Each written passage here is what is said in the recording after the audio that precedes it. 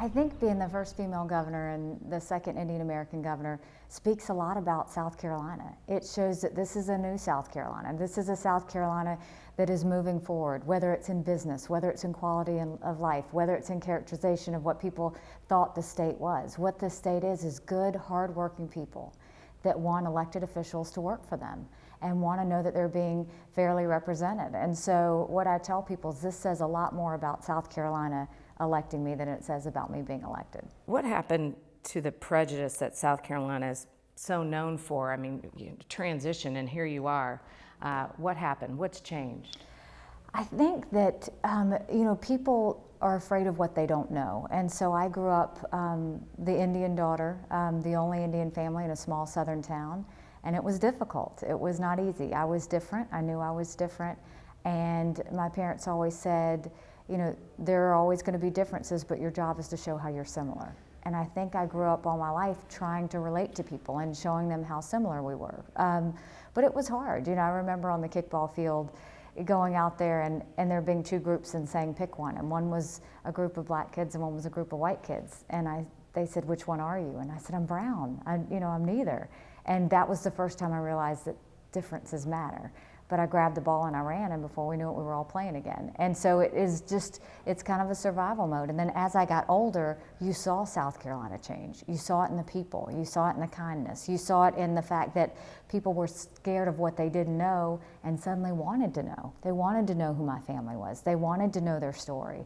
They wanted to know what we cared about. And so it really was the fear of the unknown to saying, no, let's find out about these people. And I think what you'll see across the country is Indian Americans are great in business, they're great in medicine, they're great in research, and they're strong Americans that love this country. And my parents always said, make sure that whatever you do, people remember you for it and that you're great at it. And so that's what we've always tried to do.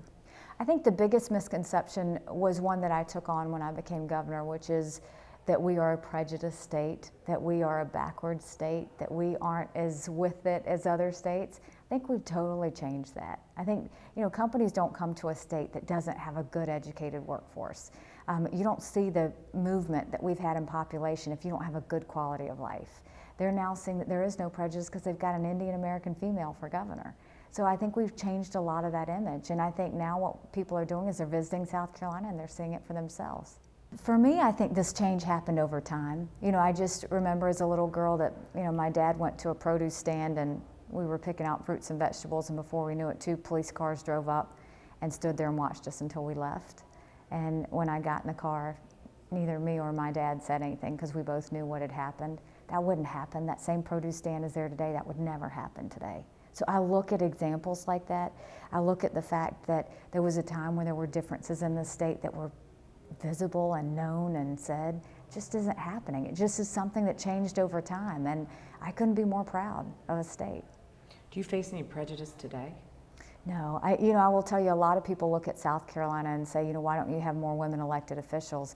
The reason we don't have more in South Carolina is because women don't run. It's not because there's anything holding them back.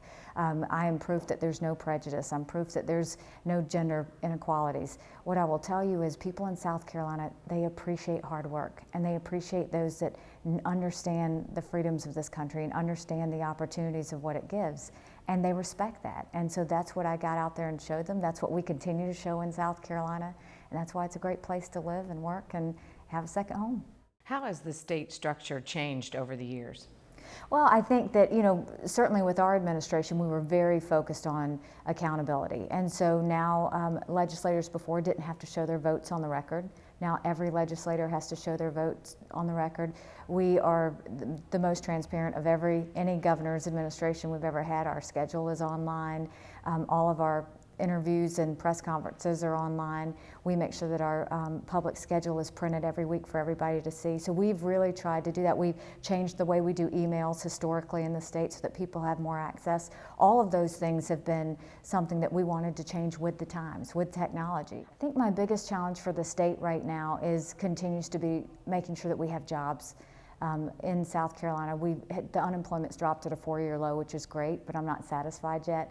We've got companies 2 to 3 announcements a week, which is great, but I want more. And you know, making sure that the business climate continues to be strong, making sure that we start focusing more on education for K through 12 now, because we haven't done as much of that. We've got the work skills and we've got, you know, higher ed done. Now it's time for K through 12. So that's probably the biggest challenge, is making sure that that moves along with the growth that we're seeing everywhere else.